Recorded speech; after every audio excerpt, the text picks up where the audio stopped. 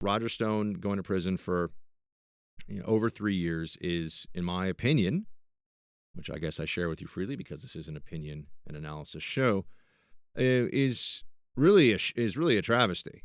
I mean, this is a guy who, if it weren't for the frenzy around Russia collusion and the hatred of Trump and all this other crazy stuff, this could have even been deferred prosecution, in my opinion. This could have been the deferred prosecutions. When you go and you meet with the prosecutors, they're like, "Look, we've got you. We know you're guilty, and you're going to sign some stuff, but we're not gonna go forward with this. But if you do anything else, we retain the right to throw this in at you and the other thing that you do." So it's essentially like a warning. And by the way, I think that deferred prosecution for nonviolent offenders should be much more common than it is. For a lot of financial crimes and things like this, I think that, especially, if you don't have a person who can sit in a courtroom and convince you that either he or she or their counsel convince you that there's a human being who has really been hurt by something that has been done, or the government can't sit down and tell you, no, this was really important and this was really bad, this thing that was done to the government, putting people in prison, you got to wonder, why exactly are we doing that? I mean, you got to ask yourself, what are we doing here? So that's what I would say. Roger Stone, whom I've interviewed before, and I think is a very interesting character. And I feel badly too, because he's theatrical, and I think he got a little ahead of his skis on this one and didn't realize quite the viciousness of the people that he was dealing with the special counsel prosecutors, who were Democrat operatives. That's what they are. I mean, they came into this not looking for justice, but to destroy Trump and everyone around him. And fortunately for Trump, he didn't do anything, and he's also the president. So they couldn't get him on anything that was a true violation, a true crime. And they couldn't even get him on a real process crime. Thankfully, the president did not testify to them, because they would have tried to trip him up on some minor factoid.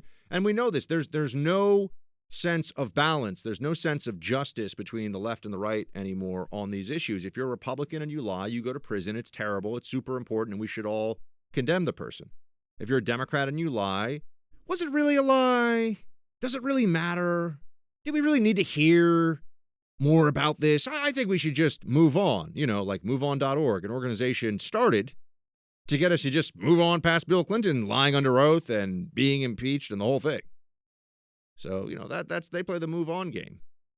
Meanwhile, we have to look at this and say, people keep claiming that Trump is an authoritarian, and yet all I see are person after person who signed up to help Trump with his incredibly effective and excellent administration, which is what I would say we have seen for now going into the fourth year of this Trump presidency, that people that went in to do that, they get crushed. They are put through the ringer, bankrupted, put in prison, prosecuted, investigated. All these things happen to them. And Democrat after Democrat, who either separate from Trump-Russia collusion stuff breaks the law, Hillary, or in the course of trying to destroy Trump, broke the law, did things that were unethical, did things that should be punished. We're told, nope, sorry, there's some interpretation of the statute that's not written in the words of the law, but we libs can find some way to, it's in there. It's an implied change to the statute because we say so. I mean, that's what they end up doing. This is what they did with Hillary and the emails. Hillary in the email situation, there's no way that you can believe the word reckless has any meaning when it comes to handling classified information and not think the Secretary of State using a private unsecured email account for classified information storage and transfer is not reckless. Over 100 counts or 100 instances of that. You cannot if reckless is a word with meaning, that was reckless.